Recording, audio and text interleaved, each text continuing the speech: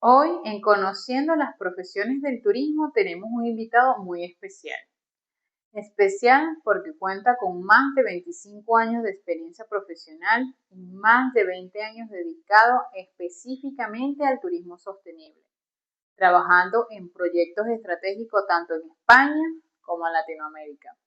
Inició su carrera en el ámbito del medio ambiente y la sostenibilidad a finales de los años 90, liderando proyectos en gestión ambiental, certificaciones ISO y programas de responsabilidad social corporativa. Esa base le permitió especializarse después en planificación, calidad turística, marketing y desarrollo de destinos. Ha dirigido importantes planes de sostenibilidad turística en destino, especialmente en reservas de biosfera en Asturias, gestionando proyectos financiados con fondos Next Generation de la Unión Europea en territorios como el Valle de Nalón y Oscos EO. Hablamos de Jorge Ballina Crespo, socio director CEO de Global Consultoría Turística. Hola Jorge, bienvenido, ¿cómo estás? Como ya conoces la dinámica del canal, te invito primero a presentarte para que podamos conocer un poco más sobre tu trayectoria académica y profesional. Y después entraremos en una serie de preguntas que nos permitirán entender mejor tu experiencia y sobre todo comprender cuál es la función real de una consultoría turística sostenible y su impacto en los destinos. Así que bueno, Jorge, gracias por estar presente para mi canal de YouTube entrevistando a los profesionales del turismo. Y bueno, no más, preséntate y vamos a conocer un poco a Jorge, qué ha hecho y cuál es su trayectoria profesional. Bueno, Yurbi, pues muy bueno. Hola, gracias por la invitación a participar de este canal de entrevistas que lideras tan interesante sobre el turismo. Yo soy Jorge Ballina Crespo, soy consultor experto en estrategia y gestión turística y marketing turístico. Actualmente soy socio fundador y CEO de la empresa Global Consultoría Turística, ya con más de 8 años de trayectoria y previamente por más de otros 15, 20 años desarrollé mi tarea en diferentes proyectos y otras empresas para otras instituciones en proyectos vinculados a el turismo, la hotelería, la planificación estratégica, la gestión, la consultoría y la auditoría de proyectos tanto en España como en América Latina. Y yo creo que, bueno, surgirá esa experiencia y esas historias a lo largo de la entrevista que vamos a hacer ahora, ¿verdad? Excelente. Bueno, y como ya había dicho, la dinámica va a ser algunas preguntas para que obviamente en tu experiencia, tanto académica y profesional, podamos contestar poco a poco y así las personas interesadas en el área turística puedan tener más información sobre este sector y en este caso sobre la consultoría turística. Vamos a abrir las preguntas con la ingeniería turística. ¿Cómo definirías la ingeniería turística? Cuando hablamos de ingeniería turística, ¿a qué nos referimos exactamente? ¿Qué elementos técnicos intervienen detrás de la planificación de un destino? Bueno, empezamos con una pregunta que no es fácil. ¿Qué elementos intervienen en la planificación de destino? Yo creo que un destino hay que concebirlo, en primer lugar, como un ecosistema formado por múltiples agentes físicos, un patrimonio tangible y un patrimonio intangible y una serie de actores que coexisten y se relacionan con esa dinámica en el marco de un territorio de mayor o menor amplitud. Esto puede ser una ciudad, puede ser un parque natural o puede ser una región, en concreto incluso un país o una gran isla, una pequeña isla. ¿Qué debemos de tener en cuenta a la hora de desarrollar proyectos de planificación estratégica dentro de los cuales, dentro de esa estrategia, el diseño de la estrategia estaría lo que podríamos llamar lo que yo entiendo por ingeniería turística? En primer lugar, debemos de tener muy claro en la planeación las características socioambientales de ese territorio. Es decir, su estructura demográfica, su estructura socioeconómica, su estructura desde el punto de vista natural y geográfico, sus atractivos y la potencialidad que tienen esos atractivos para convertirse en recursos turísticos a partir de un patrimonio cultural, natural, industrial, histórico, etcétera, de su propia cultura, autenticidad como local. Y analizando todo eso, más allá de teniendo en cuenta la diversidad y la heterogeneidad del conjunto de actores que intervienen en el territorio, podemos establecer procesos de planificación, de diagnóstico en primer lugar, de análisis, de definición de una misión y una visión que creo que es fundamental en la planificación estratégica y construir a través de factores, teniendo claro los factores críticos de éxito, unas líneas estratégicas que luego se van desplegando en planes de acción.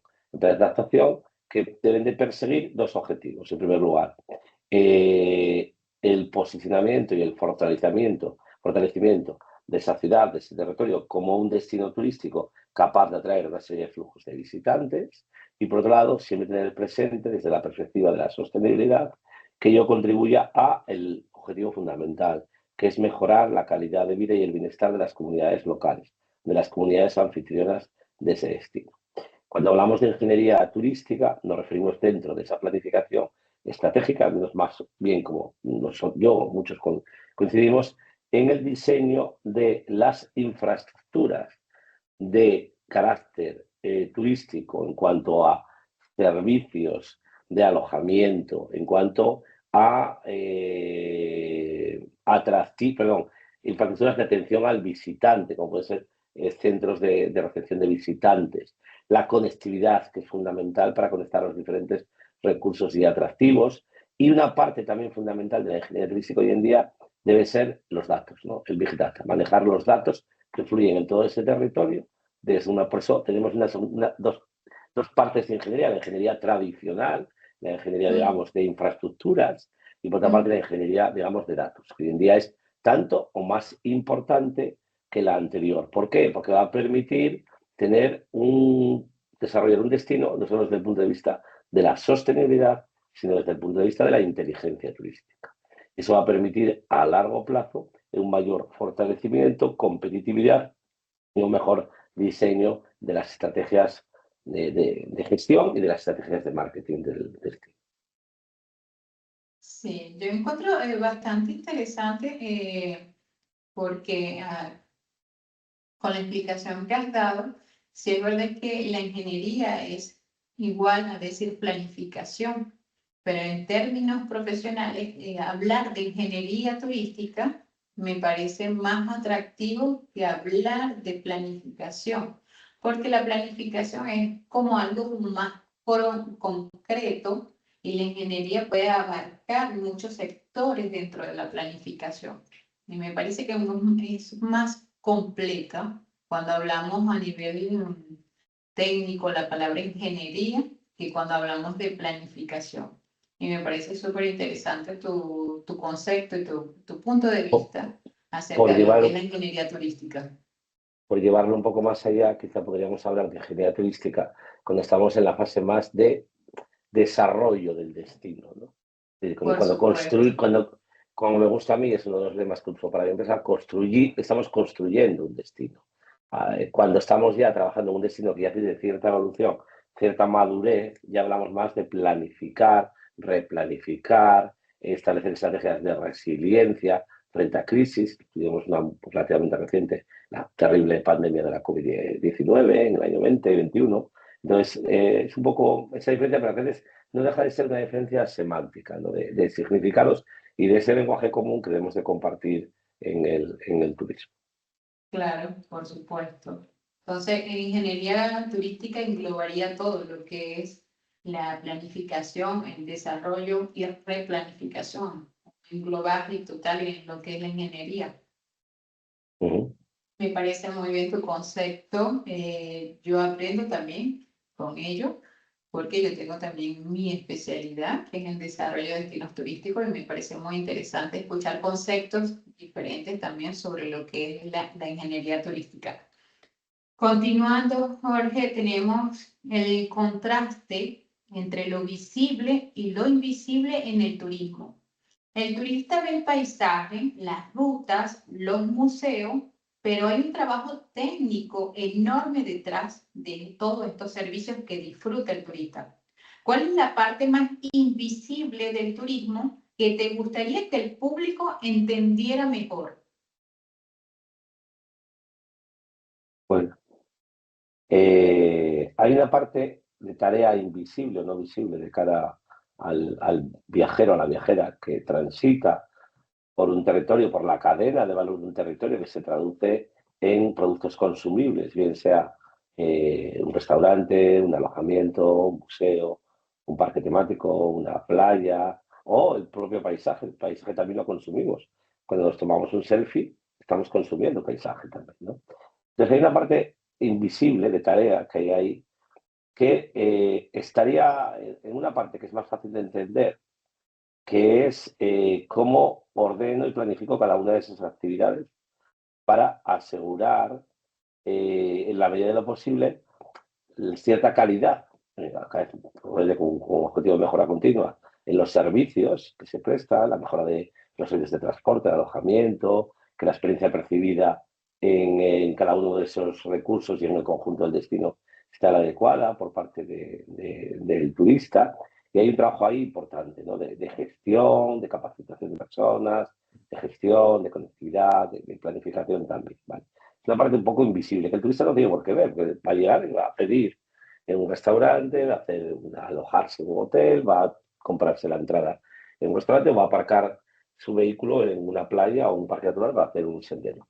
Vale, pero hay una parte también que es importante y es que es aún más difícil de visualizar esa tarea que hay detrás. Y es cuando toda esa cadena de valor, toda esa construcción del territorio que es un destino, con su mapa de actores, pero con toda esa serie de servicios y de infraestructura turística que es percibida por parte del viajero o de la viajera, se diseña, y esa es la clave del éxito, teniendo en cuenta, insisto, con criterios de inteligencia turística, qué es lo que espera el viajero o la viajera, es decir, qué es lo que espera el cliente. Ese análisis de analizar y tener muy claro cuáles son los buyer persona, los perfiles de viajeros que quiero que visiten, cuáles van a ser las necesidades reales que van a tener en función del tipo de viajero que es cada vez más hipersegmentado en motivaciones, en experiencias, en modos de viajar, también en exigencias, ¿no? Esa parte es muy importante, de ese análisis de cuáles son las necesidades de los turistas, qué tipo de turistas son, y luego también cuando verdaderamente eso está muy trabajado, la capacidad de liderazgo de los gestores turísticos para anticiparse a los cambios en los viajeros y para planear mejor esa prestación de servicios y el conjunto del territorio e incluso ser capaces de que visiten el destino aquellos que van a dar un mayor valor agregado al destino. Lo que a veces se utiliza coloquialmente, la expresión, queremos turistas de calidad. Y esa es una expresión coloquial que no quiere decir que tengan mayor calidad unos que otros. Y la calidad muchas veces se entiende que son turistas de mayor gasto. Esto es un error. El mayor gasto en términos económicos en un destino es un indicador muy bueno, que se usa habitualmente en los estudios turísticos, las estadísticas turísticas y los análisis turísticos. Pero realmente el turista de mayor calidad, utilizando ese concepto, es aquel que deja una huella positiva en el territorio, aquel que contribuye a la sostenibilidad del propio territorio, a la regeneración de destinos, a la conservación de ecosistemas o incluso a esa huella positiva en mejorar las condiciones de vida de las comunidades. Esa es la huella positiva, que no es tan fácil y no está directamente ligada muchas veces, es más, en ocasiones va divergente, con el gasto económico en un destino. Entonces es una tarea de conocer, de planear, de analizar los flujos del turista por el territorio, de ver qué necesidades pueden tener, o incluso, como decía, en los casos de mayor desarrollo, de anticiparse y decir, y poder tener capacidad de atracción a esos turistas que van a dejar una huella más positiva en términos económicos, sociales, culturales, ambientales y éticos en el territorio. Esa es la clave y es una tarea bastante invisible incluso para nosotros cuando viajamos y nos preocupamos un poco de todo, ¿no? Sí, sería como un estudio de antropología, estudiar de verdad todo lo que son los ¿no? comportamientos sociales para poder entender mejor. Por ejemplo, en mi caso particular, yo creo que el lado más invisible era las relaciones humanas en el sector de turismo. Yo me acuerdo cuando estaba en Venezuela, mi experiencia siendo formadora era justamente estas personas que no habían ya jamás trabajado en el sector de turismo, pero Ujú. estaban entrando a trabajar en el sector de turismo, sea la restauración, sea la hotelería. Y no es igual, no es los mismos comportamientos cuando tú estás en tu zona local, conoces las reglas, conoces los comportamientos sociales en tu zona, pero cuando tú estás en el área hotelera o en el área de restauración, tus comportamientos tienen que ser diferentes en relación al trato a un cliente y más si estamos obviamente en un trato internacional. Y yo digo Ujú. que yo cuando daba las formaciones, justamente, daba formaciones de atención al cliente, era para estas personas que nunca habían trabajado en este sector, pudieran entender también cómo funciona el sector de turismo. Y que no es igual cuando tú trabajas con diferentes culturas, idiomas y obviamente personalidades, seas en el ámbito turístico, no es igual las mismas relaciones a cuando tú vives en tu zona local, que ya conoces las reglas, la sociedad, cómo funciona, los comportamientos no son iguales. Y yo creo que también esta es una parte invisible que las personas no ven en el sector de turismo.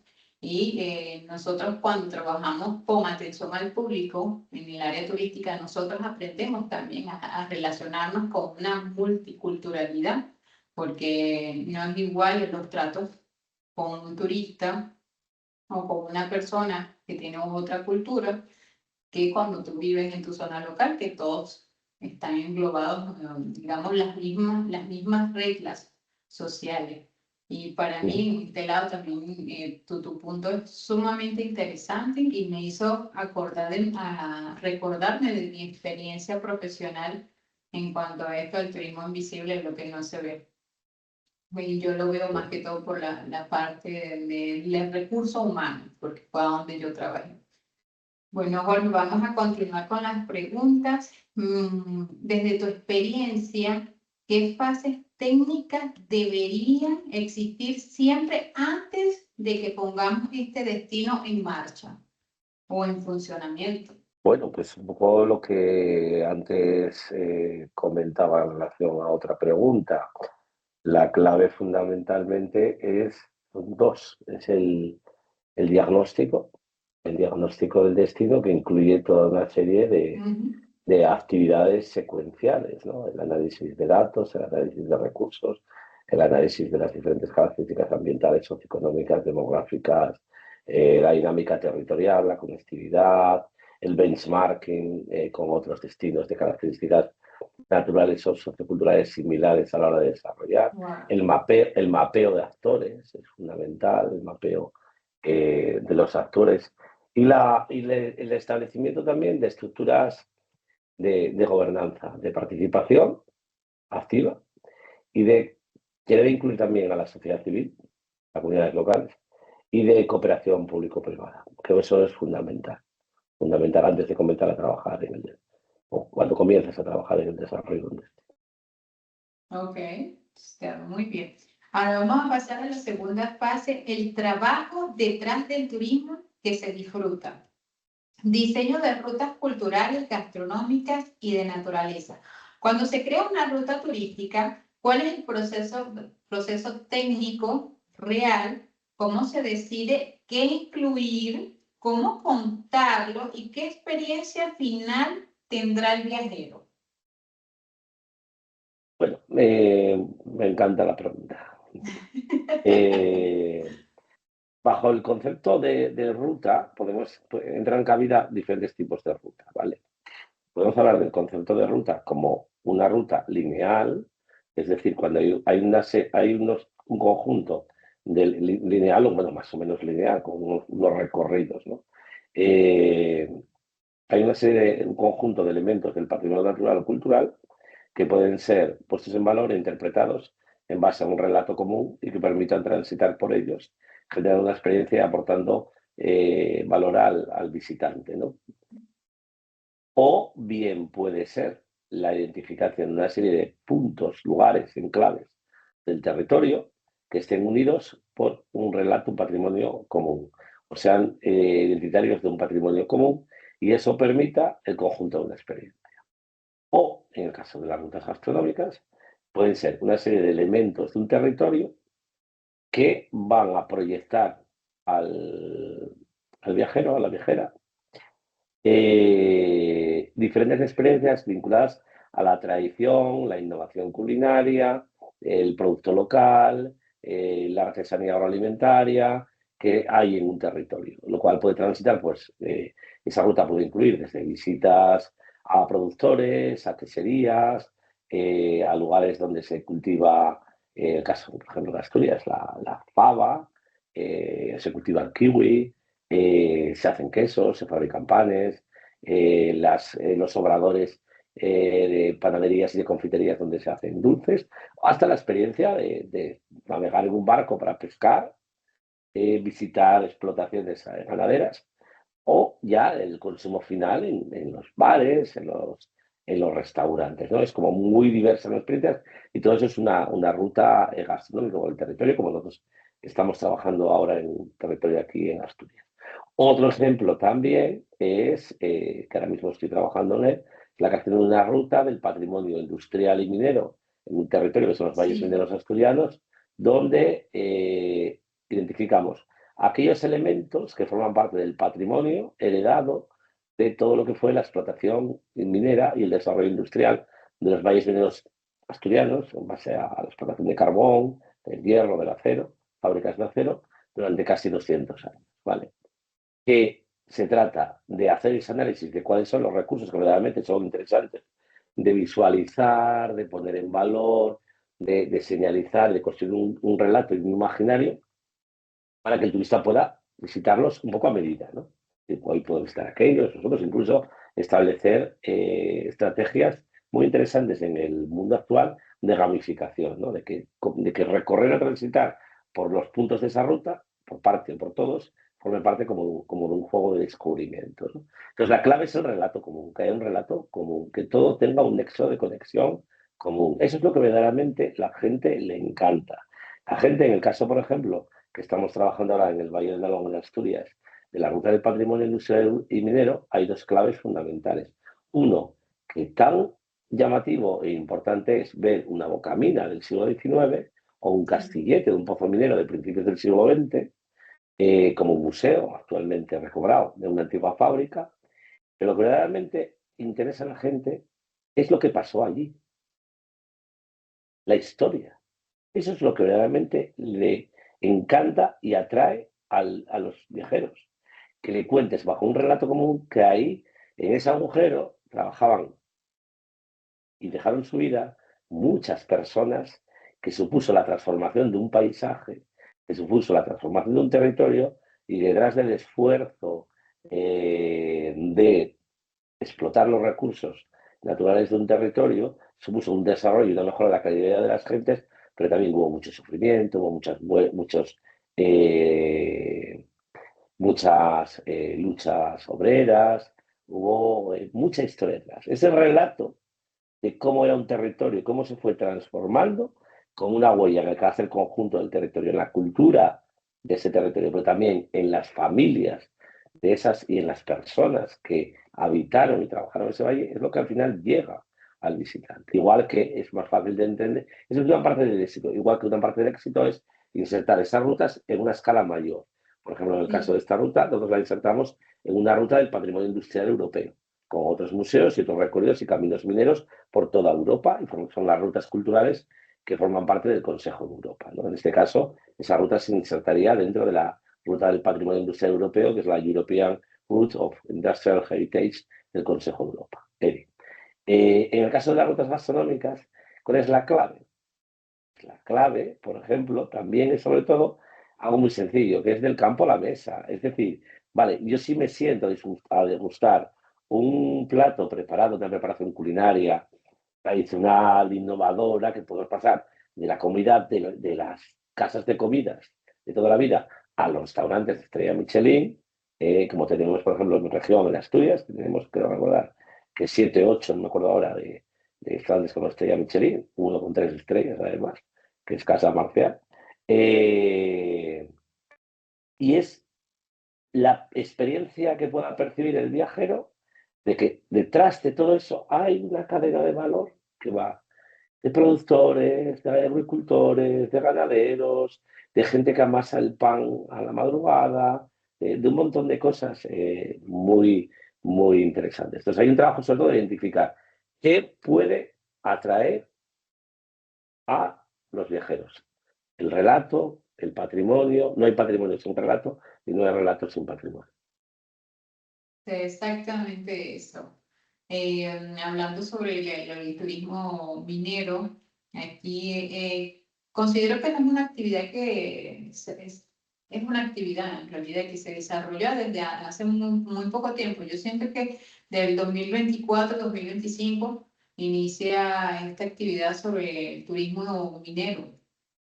Si no me equivoco, quizás tenga eh, un desarrollo con más antigüedad, pero yo siento que que lo que explicabas del turismo minero nació desde hace poco. Es un tema para mí que también es interesante porque vi que en Francia están valorizando actualmente mucho lo que es el turismo minero y en Venezuela, país donde soy originario, el turismo, la minería también existe.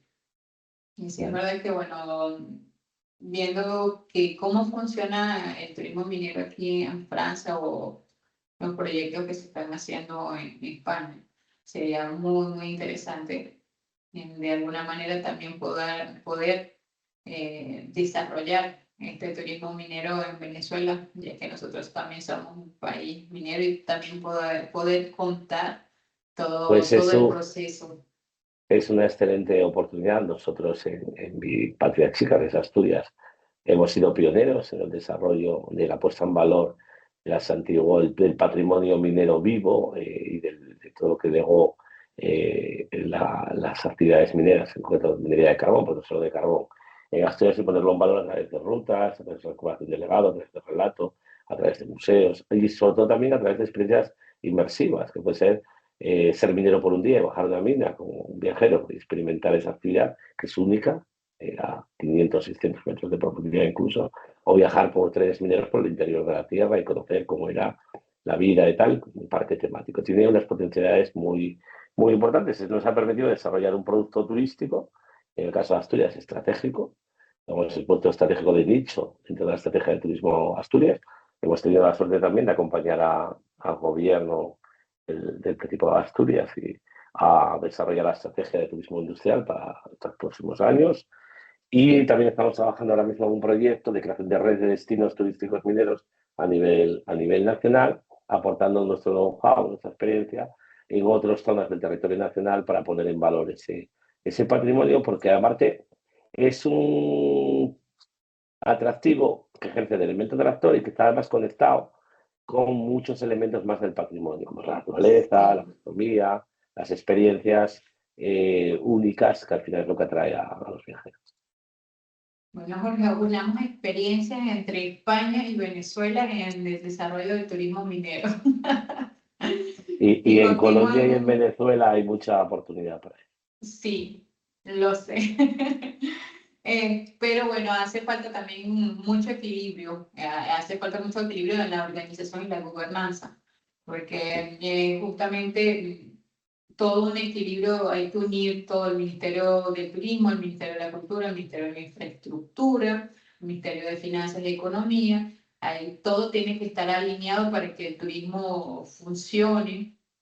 En Venezuela hay muchas oportunidades, mucho todavía por desarrollar, porque como habíamos hablado anteriormente, Venezuela se desarrolló a través de la industria petrolera y el turismo, la industria turística no ha sido un potencial desarrollado en Venezuela.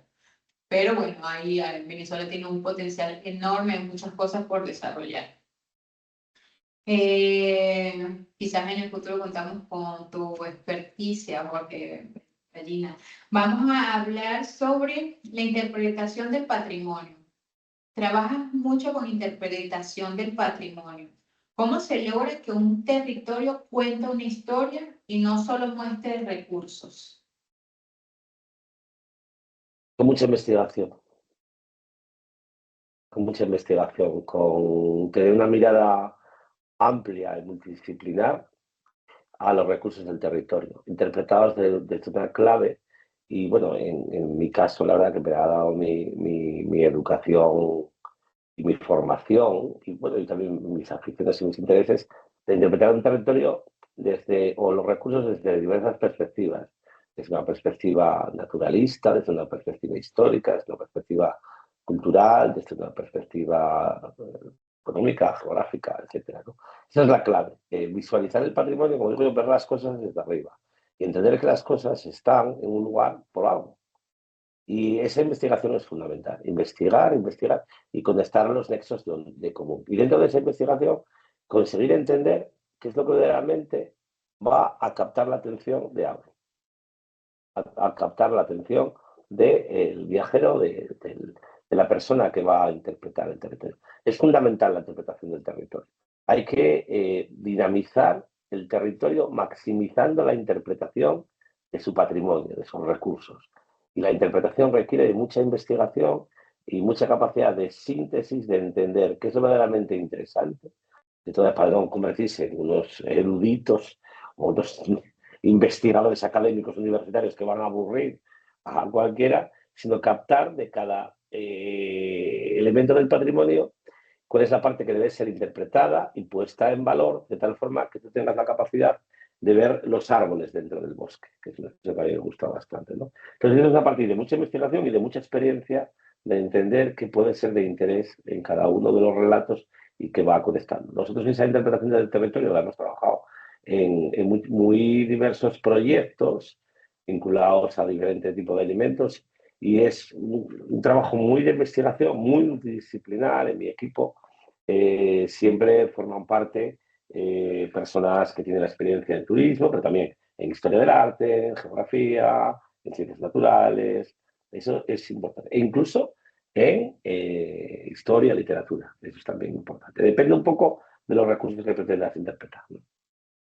Sí, sí, totalmente de acuerdo contigo, porque justamente con esta explicación que vienes a dar, me hace acordar una entrevista que tuve también con una profesional de turismo, que ella es historiadora del arte, y ella obviamente interpreta también esto en dos museos súper importantes. No voy a decir los museos para que las personas que estén viendo este video también vayan a ver la entrevista con Noemi Miguel. Pero sí, veo, es muy importante. Ella también hablaba sobre la interpretación al momento de hablar sobre la historia del arte y la importancia que esto tiene para, para el sector del turismo. Entonces, bueno, y queremos justamente sobre una pregunta sobre museos y experiencias industriales. Como director de comunicación del Ecomuseo Minero Valle de Samuño y del Museo de la Siderurgia, ¿qué trabajo técnico implica convertir la memoria industrial en una experiencia turística atractiva? Bien, ¿qué trabajo implica? Bueno, pues implica muchos. Va un poco en la misma línea que comentábamos antes de interpretar el patrimonio. Conocer muy bien nuestra memoria, nuestro pasado, nuestro legado, al final, que lo resume ambas cosas.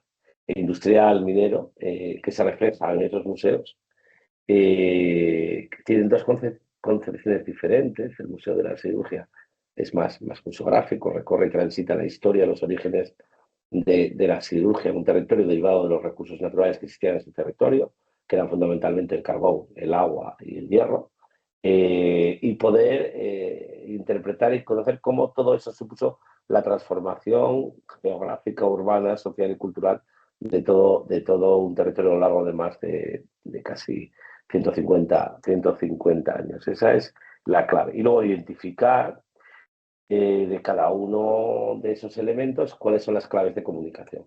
Las claves de comunicación para poder atender y capturar segmentos de públicos objetivos que estén interesados por ese legado industrial, ¿no? A través de un ciclo de vida de cómo comunicamos, qué vamos a comunicar, cómo lo comunicamos, cuándo, en qué medios, cada lectura, ¿no? Esto sería muy largo de comentar. En el caso de cómo se Valle de Samuño es un poco diferente, aunque ambos están ligados. Vuelvo al Museo de la Cirugía, estamos con una actuación de cerca de 1 millón de euros reformando toda la envolvente de la torre de refrigeración, que tiene cerca de 80 años, para volver a renovar la colección museográfica interior. Y estamos planteando también nuevas experiencias inmersivas basadas en realidad aumentada y realidad virtual, ¿vale? Tienes que estar constantemente planteando y alineándote con las nuevas tendencias, las nuevas tecnologías, y tener los museos como algo vivo. Y en el caso de cómo se venía en Samuño, que a mí me gusta decir que más que museo es lo que su propio nombre indica, un ecomuseo. ¿Qué es un ecomuseo? ¿Un museo ecológico? No, un ecomuseo es un museo que surge de la iniciativa de la comunidad que habita ese territorio de poner en valor su historia y su legado cultural y natural. En este caso, vinculado a cómo la minería transformó un valle, el Valle de Samuño. En este caso, en su conjunto, los valles mineros asturianos. El Valle del Nalón, fundamentalmente, y el Valle de Caudal. Entonces, aquí partimos de otro elemento y que nos permite el que sea un museo en el territorio, ¿no? Y crear experiencias atractivas para todos los públicos a través del recorrido en un tren minero, que es muy divertido y que te permite ir contando el relato de un modo diferente a Sí. cuando visitas un museo como tal. La experiencia de vivir una visita bajo tierra, 32 metros de profundidad, y de subir, recorrer los espacios obreros, mineros, que durante más de 100 años habitaron gentes trabajando, luchando con sus problemas, sus luchas obreras y las dificultades y todo lo que conlleva el trabajo en una mina, y unir todo eso a más experiencias. Estamos en un valle, pues vamos a conectarlo con experiencias de carácter más senderista, ecoturista, y buscar siempre actividades inmersivas. Ahora mismo, que de hecho este mes tenemos una experiencia, tenemos una actividad que combina todas esas visitas experienciales con la gastronomía local, con productores locales. Y entonces, la clave es ir desarrollando experiencias diferentes que pongan y afloren el valor de ese patrimonio, pero conecten con lo que la gente puede estar interesada de disfrutar, de aprender y de emocionarse con ello. A partir de ahí, las claves de Sí. comunicación, como decía, dependen de cada momento, dependen de cada público, pero siempre tienen un nexo común, ¿no? Que es poner en valor el patrimonio tangible e intangible y poner en valor tanto lo material como sobre todo lo que heredamos de nuestros antepasados, que construyeron esos lugares para que hayan llegado a nosotros ahora como museos y como lugares de recreo turístico. Sí, y por ejemplo también poner esto en valor, porque no es fácil poner unas industrias que son, están como un poco aparte, como es la minería y siderurgia, que son Siderurgia. industrias que no son fáciles a contar, porque justamente son historias que de alguna manera se pusieron al lado porque fueron trabajos un poco fuertes y son también trabajos que como no es que no tengan un poco de interés, pero son trabajos a hacer, son fuertes todo, y contar esta historia, darle una dinamización para que la gente esté interesada, de verdad que es un trabajo técnico bien, no Pero sé si mira, es si me, complicado, pero yo lo si veo me, bastante, con bastante trabajo por hacer, sí, dinamizar esto y ponerlo de manera interesante para que el público venga, conozca, sepa qué pasó aquí y también conocer si sus antepasados trabajaron ahí, cómo era su estilo de vida. Es interesante, pero al mismo tiempo para mí considero que no es fácil dinamizar y poner en valor estas no, actividades para no, que sean llamativas o no, no, atractivas. no es fácil, no, es todo un reto muy interesante que llevamos trabajando hace mucho tiempo, pero tampoco descubrimos la pólvora, nunca mejor dicho,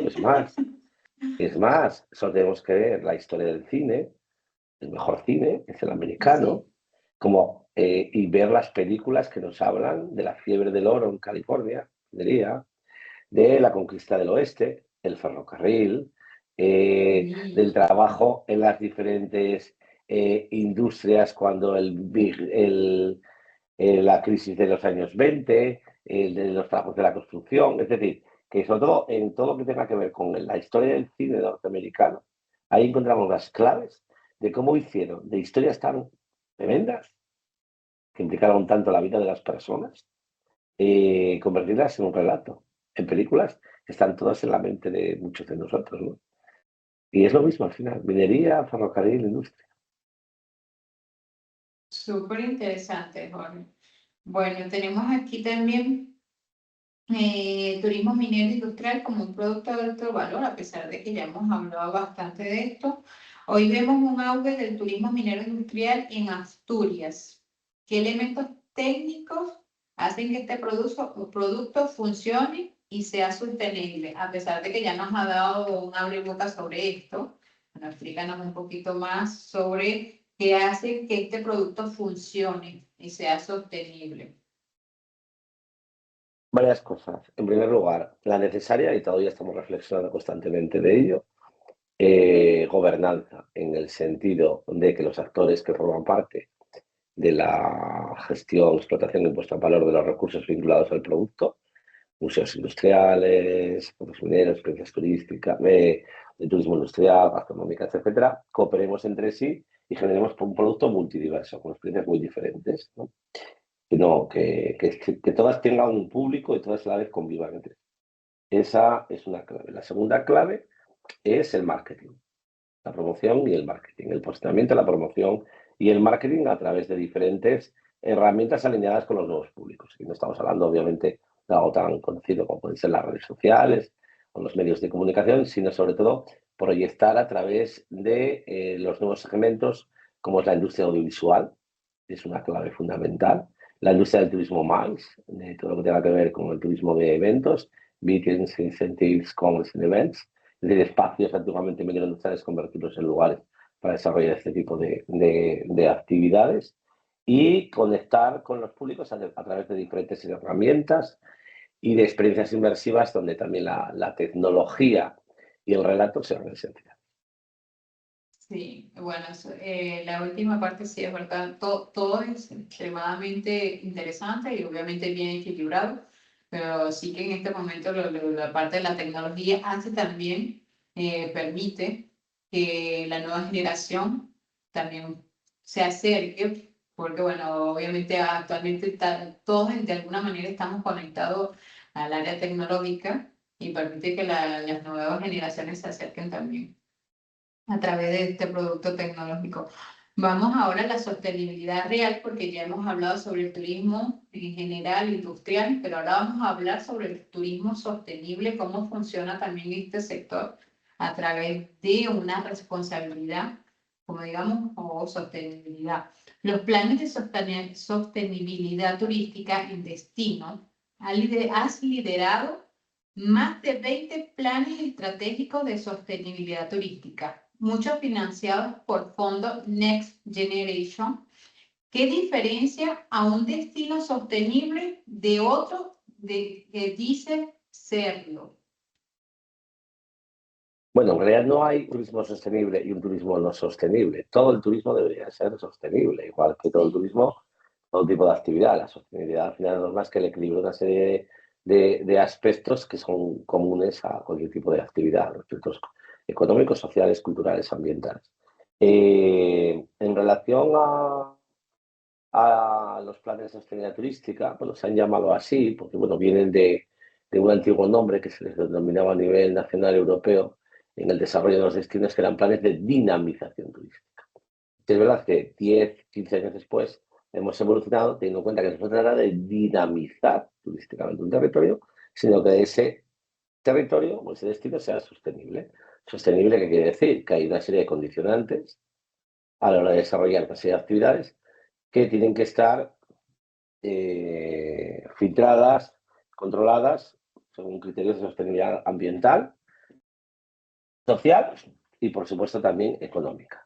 Esos criterios los marca la propia normativa de la ejecución de los fondos europea y las propias estrategias turísticas nacionales y y regionales, europeas, nacionales y regionales, ¿no? Entonces, la clave que está en que haya un equilibrio en los planes de sociedad turística que estamos actualmente ejecutando de acuerdo a la metodología que se planteó por parte de la Unión Europea.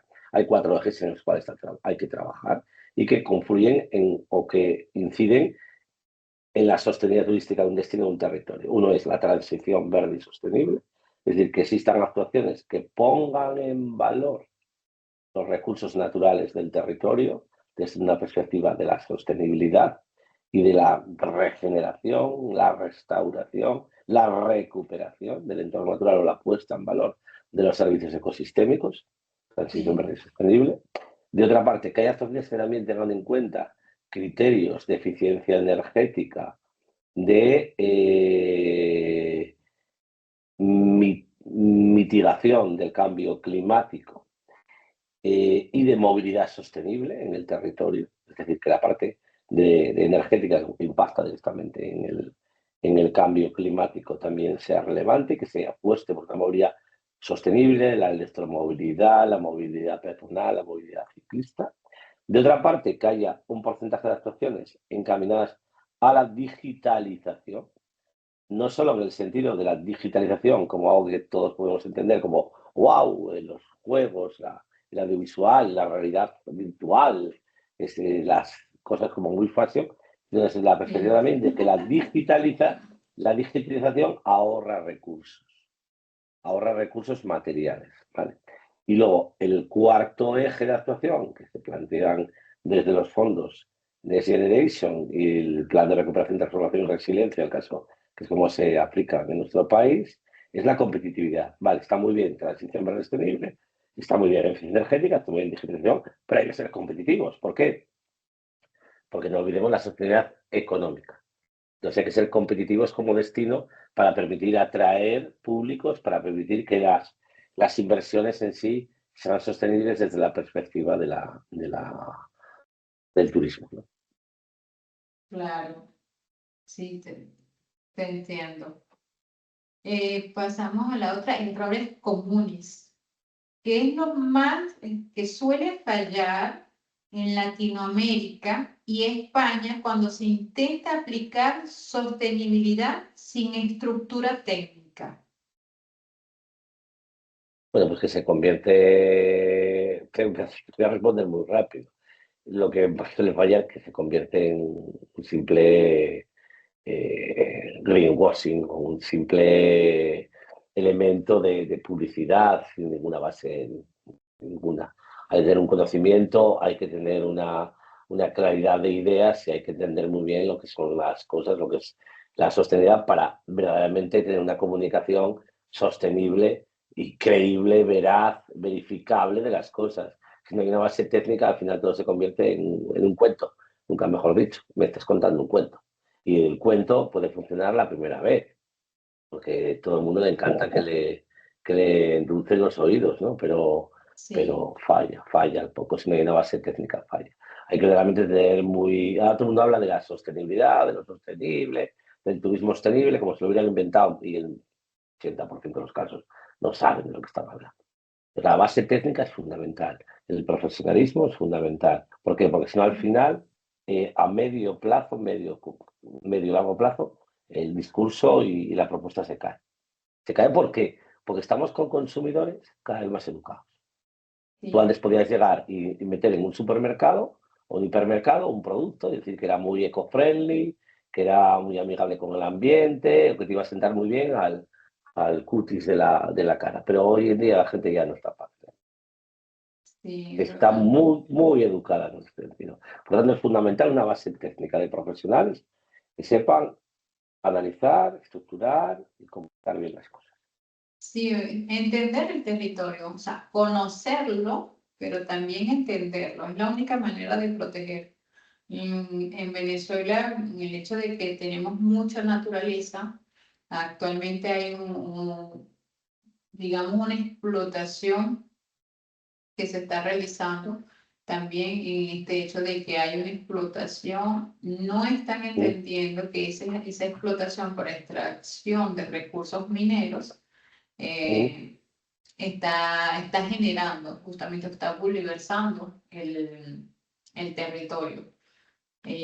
No son destinos que están desarrollados, o sea, como localidades, pero viven etnias indígenas que están obligando a ser desplazadas justamente. Entonces, es exactamente como lo que tú dices, hay que entender el territorio para poder saber protegerlo. La importancia del diagnóstico Perdóname, Yurbi, entenderlo y quererlo. también. Pero yo creo que cuando tú no entiendes algo, obviamente estás como distante de poder, si de por sí ya no lo entiendes, es complicado querer algo. Por ejemplo, yo adoro Venezuela, me encanta Francia porque es mi país a donde le emigré y es donde resido actualmente, pero Venezuela también es mi país de corazón.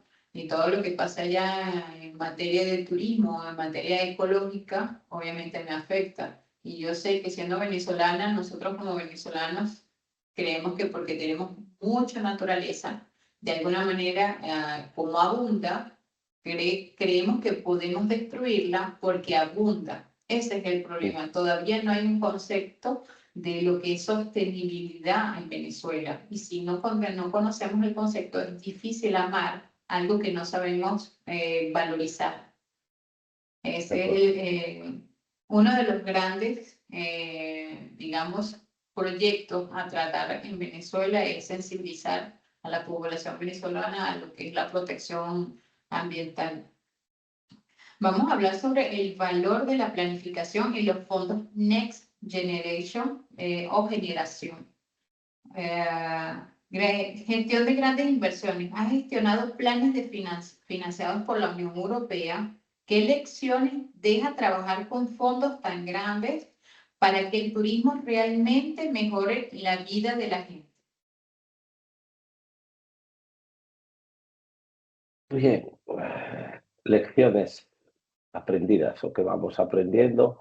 En primer lugar, la dificultad de cuando hablamos de financiación pública, hacer que se concreten en algo que impacte realmente sobre la vida de las personas o de que en el territorio, porque hay procedimientos de control que de por sí nadie está diciendo que no son necesarios, hay procedimientos jurídicos legales y de control de supervisión que en la ejecución de los fondos públicos es necesario a la hora de invertir. Eso ralentiza mucho la agilidad en la toma de decisiones y la rapidez con la cual se plasman en impacto real las inversiones. Pero previo a eso, y eso es algo que bueno, es necesario y tenemos de lidiar con ello, ¿no?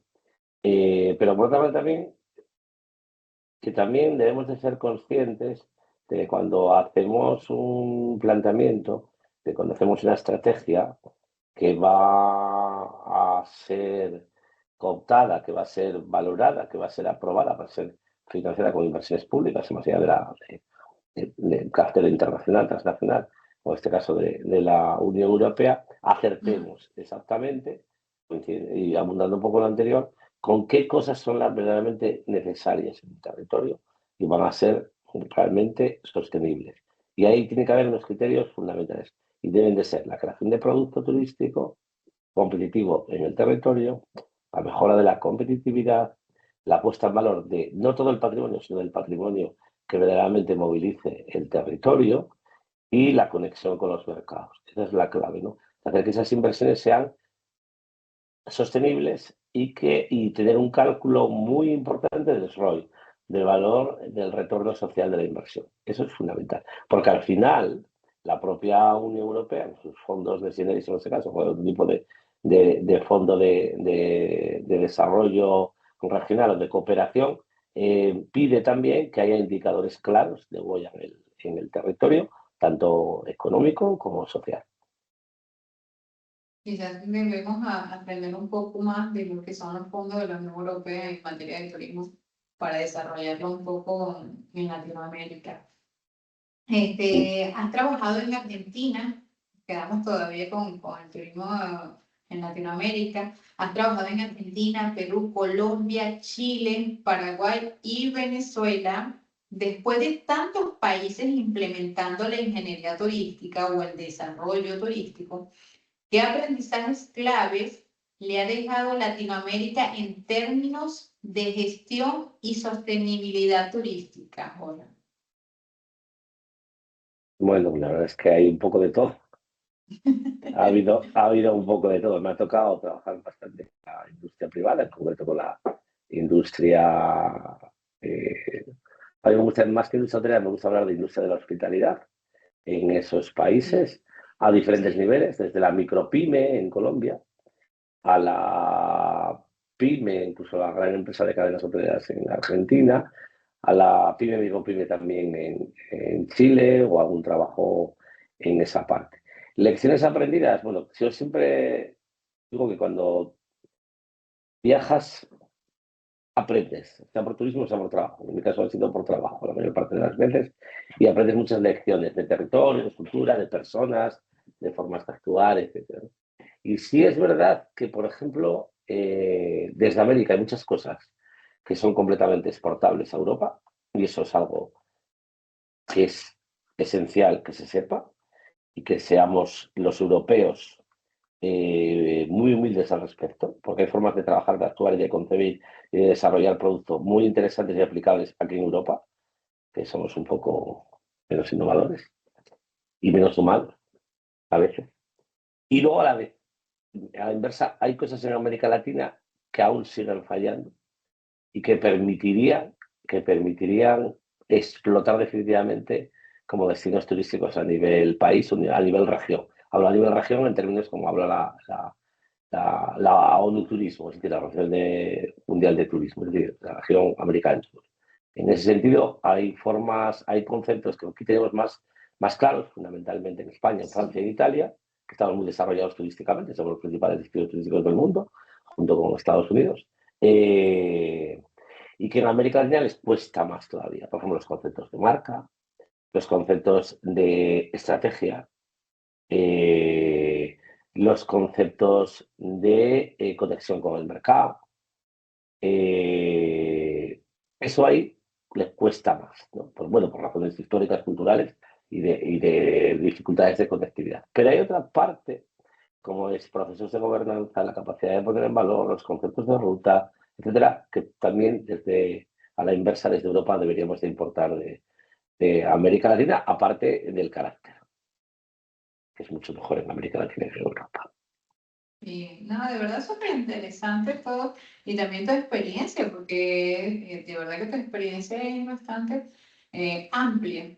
Tienes mercado, también experiencia en el mercado latinoamericano y también obviamente en España, con una diversidad también de proyectos. Es súper interesante escucharte. Sí, si me permites a Sí, veces, exceptuando algún caso, o sea, hay casos muy buenos, pero por ejemplo en América Latina te encuentras sí. muchas veces con un caso, en todos los países, en todos, de que intentan, digamos, comprar, aprender, contratar trabajos de consultoría, etcétera, que son buenos, pero luego no les dan continuidad. Y son verdaderamente muy potentes y no les dan continuidad. Yo recuerdo un caso concreto, se me viene a la cabeza, con Perú, hicimos un trabajo de desarrollo de planes de marketing turístico para Prom Perú, que es la entidad que hace toda la parte de promoción de todos los sectores económicos y también del turismo en Perú. Y les estamos hablando de la importancia de la marca turística de los destinos nacionales, regionales del territorio.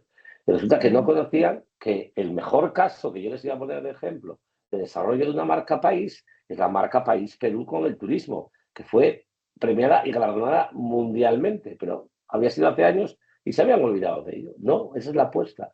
Siempre me gusta poner el ejemplo, que es parte de inmodestia colectiva, el caso de nuestra Asturias País Natural. Uno de los éxitos es que detrás de esa marca ya llevamos 40 años apostando y Wow. haciendo posicionamiento de una marca turística que se traduce en experiencias reales, que se traduce en territorio real, que se traduce en impacto tal, y básicamente apenas hemos cambiado incluso la imagen visual de la gráfica. Y mucho no hemos cambiado de valores, no hemos cambiado de estrategia, solo hemos ido adaptándose a los tiempos y mejorando. pero detrás de la marca. En América es el caso contrario. Cada 3 años cambian de marca, cambian de Sí. estratégica.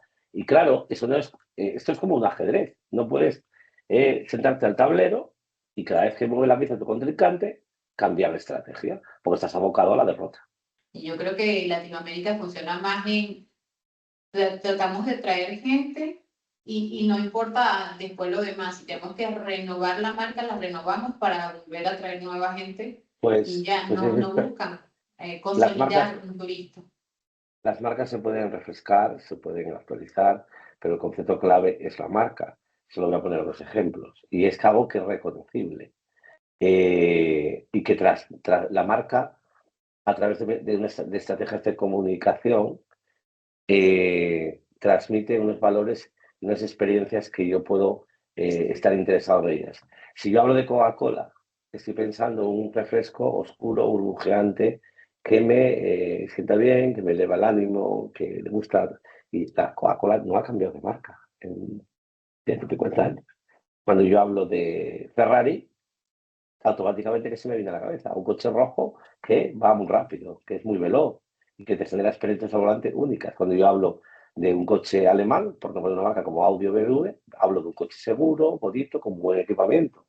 Y cuando yo hablo de Disneylandia, estoy pensando en Mickey Mouse, en Blancanieves, y en que si voy a un parque temático a Orlando, a París, Sí. voy a consumir lo mismo. Esa es la clave. Cuando yo, y permíteme que te ponga de ejemplo a tu país, que conocí un poco y que tengo muchos amigos y amigas allá, yo pienso en Venezuela, ¿qué me espero? Me espero Los Roques, me espero Margarita, me espero el Sí, bullicio de Caracas. ¿Qué me inspira? No hay una marca. no hay. Entonces no es No hay. Por cambiar eso de es que marca, es refrescar la marca. La marca es lo que al final te genera la experiencia. Igual que vivimos en un mundo de marcas, eso lo dijo un gurú que se llama Tom Peters, y solo las mejores podrán sobrevivir cambiando sus estrategias, adaptándose a los tiempos, pero nunca cambiando de marca. no. No, porque es Son, como yo digo, yo creo que las marcas realizan un apego al turista también, o eso sea, a la En Francia población y al turista. en Francia que particularmente, de la mano de HMLV y demás, es el imperio de las marcas de lujo.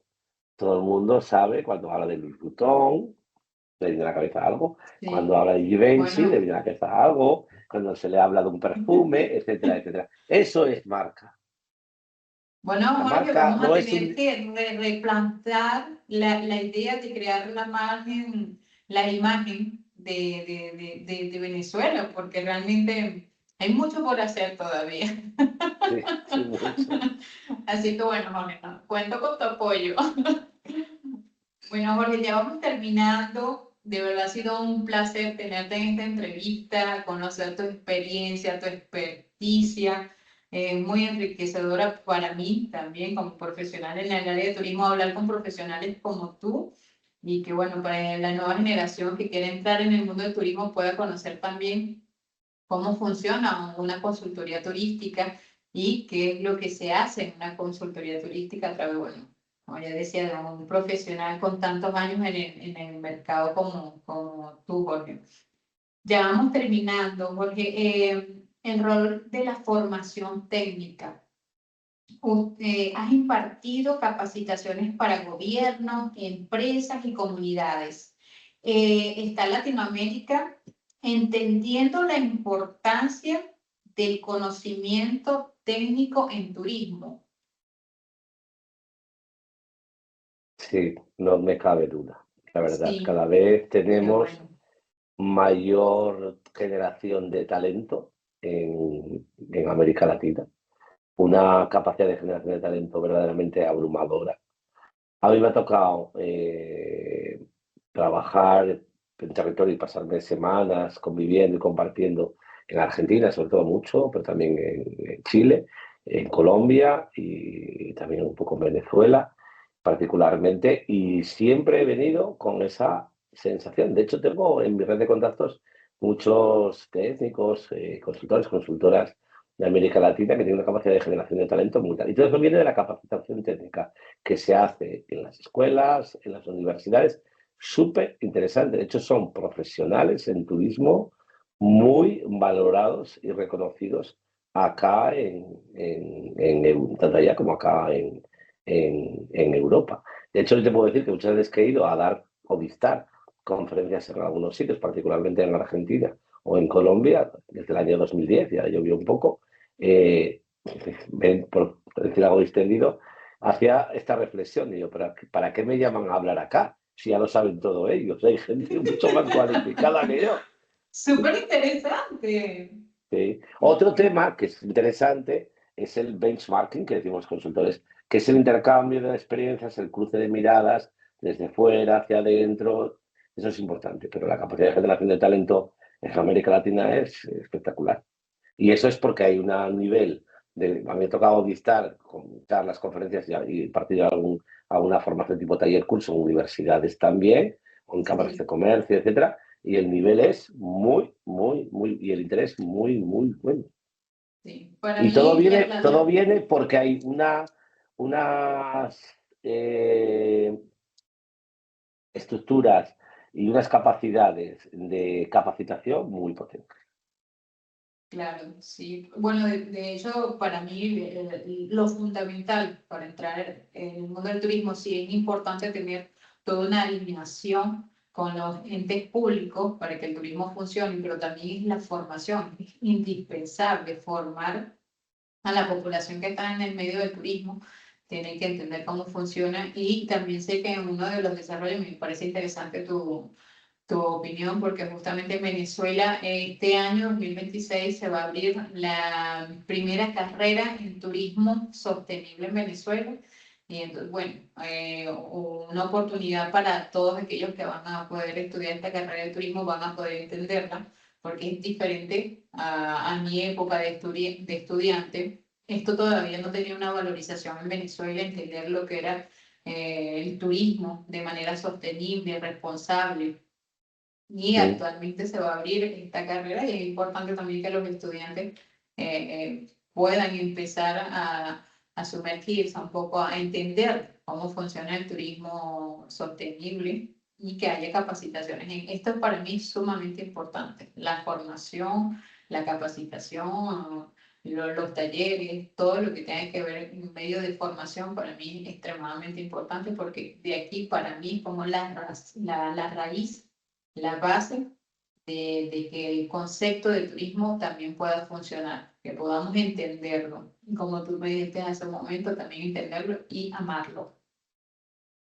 Ya vamos Así. terminando, Jorge, y bueno, vamos a cerrar la temática con Venezuela, aprovechando que, bueno, has estado en Venezuela, a pesar de que fue hace muchos años, todavía queda la experiencia en el territorio. Mirada técnica sobre Venezuela. ¿Cuál sería el primer proyecto técnico que permitiría ordenar, estructurar y dinamizar el turismo con una mirada más territorial, más comunitaria? No me cabe duda de una estrategia de turismo nacional sostenible, estrategia de turismo sostenible nacional y con que esa estrategia se tradujera, obviamente no en un documento, pero sí una visión, una valores, unas sin que fueran muy ambiciosas, pero que fueran con plazos, eh, actuaciones, es decir, con unos planes de acción determinados y que tuviera como muy fundamental la capacidad de generar al menos 3 experiencias piloto en 3 destinos de Venezuela. Uno, destino sol y playa, todos nos vienen a la cabeza 2 o 3. 2, destino urbano, el más complejo por la inseguridad. Y 3, destino de naturaleza, complejo también por la inseguridad, pero también la capacidad de visualizar a nivel internacional más potente. Esos 3.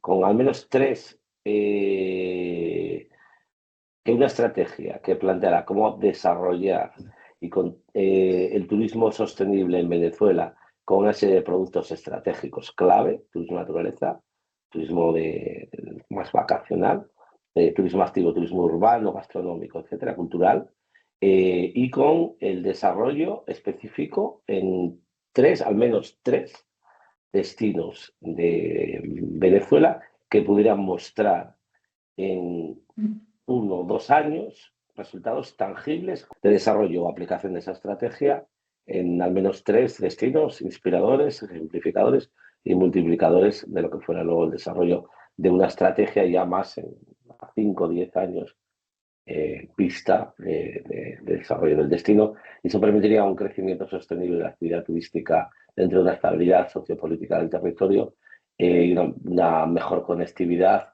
que en 10 años tuviera resultados muy interesantes desde el punto de vista socioeconómico y de posicionamiento y contribuyeran a crecer la marca país. Ok. Gracias, Jorge. Bueno, ya hemos terminado la entrevista. Qué placer de haberte tenido aquí, de poder contar con tu experiencia y tu experticia. Y bueno, ya cerramos esta entrevista con una reflexión final. Si tuvieras que resumir en una frase el mayor desafío del turismo para los próximos años, ¿cuál sería?